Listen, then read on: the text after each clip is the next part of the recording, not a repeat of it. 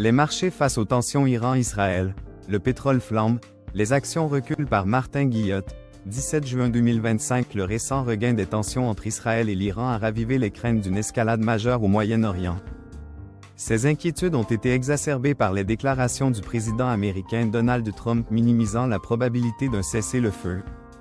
En réaction, les marchés mondiaux ont montré des signes de nervosité, avec une baisse des contrats à terme sur les actions américaines et une hausse des prix du pétrole. Tensions géopolitiques et impact sur les marchés. Les développements rapides au Moyen-Orient sont devenus le principal moteur du sentiment des investisseurs. Le pétrole, qui était précédemment proche de ses plus bas post-pandémiques, est désormais une source inattendue d'inflation en raison de l'incertitude croissante. Les contrats à terme sur le S&P 500 ont chuté de 0,5%, tandis que le Brent a augmenté de 1,6%. Le dollar et l'or sont restés relativement stables, tandis que les bons du Trésor américain ont légèrement progressé.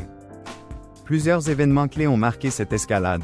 Le ministre israélien de la Défense a averti que l'installation nucléaire iranienne de Fordow serait, bien sûr, traitée. Il a également déclaré qu'Israël n'était pas en pourparlers avec l'Iran et a menacé qu'amener d'un sort similaire à celui de Saddam Hussein. Les gardiens de la révolution iranienne ont affirmé avoir frappé la direction du renseignement militaire israélien et le centre opérationnel du Mossad.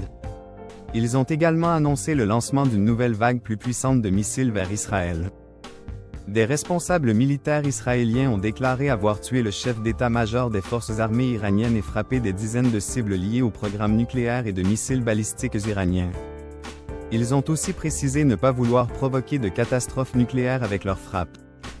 L'AIA a rapporté qu'il n'y a pas de changement à signaler à Ispahan et Fordow, mais a identifié des éléments indiquant des impacts directs sur les houses d'enrichissement souterrains de Natanz.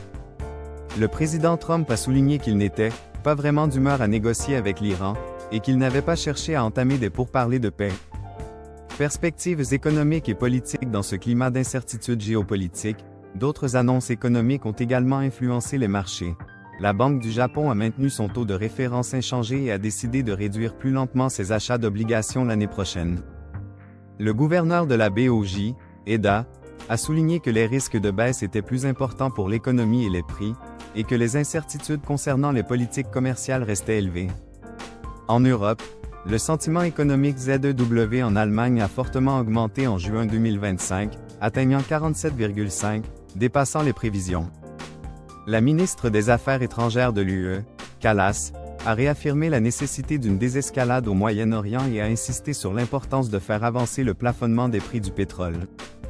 L'Agence internationale de l'énergie, a abaissé ses prévisions de croissance moyenne de la demande mondiale de pétrole pour 2026 à 740 000 barils par jour, citant un contexte économique difficile et l'adoption croissante des énergies propres.